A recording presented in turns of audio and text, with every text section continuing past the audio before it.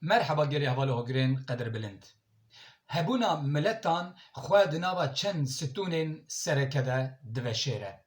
Yek ji wan stûnên herî sereke jî ziman e.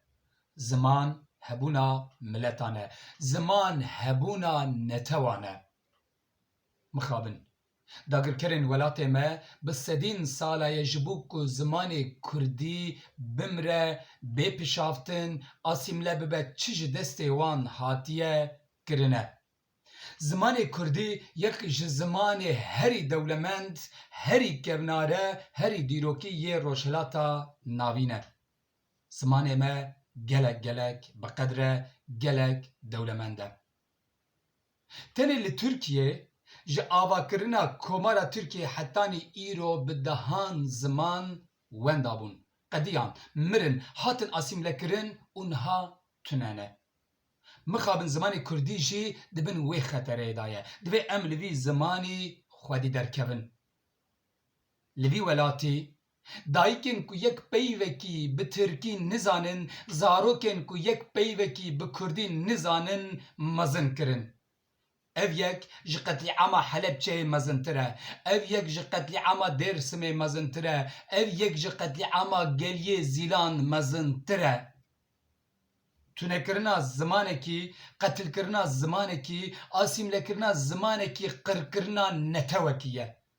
Ji ber vê yekê divê em li vî zimanî xwedî derkevin, biparêzin. Vî zimanê şêrîn divê em biparêzin. Hûn dizanin Pazdê Gulanê sala 1932 li Şamê Mîr Celadet Elî Bedirxan bi navê Hawarê kovarek çark dike. Kovara Hawarê bi tîpên latînî tê çapkirin.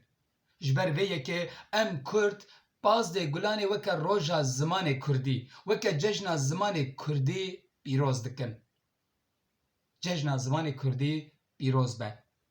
Pazdê Gulanê cejna zimanê Kurdî li hemû Kurdan pîroz be. Lê bextê we me, dexlê we me, dexlê namûsa we me, bi taybetî bi zarokên xwe re bi Kurdî biaxivin, bila ev zimanê şêrîn nebe yek ji wan zimanên mirî. Divê em li vî zimanî xwedî derkevin. Bextê we me, bi Kurdî bixwin, bi Kurdî vexwin, bi Kurdî herin, bi Kurdî werin, bi Kurdî, bila hemû jiyana we bi kurdewarî be. Bi Kurdî bixwînin, bi Kurdî binivîsin, bi Kurdî bigirîn, yaw ji bo Xwedê bi Kurdî bikenin. Roja zimanê Kurdî, cejna zimanê Kurdî li hemû Kurdan pîroz be. Bimînin di xêr û xweşiyê de.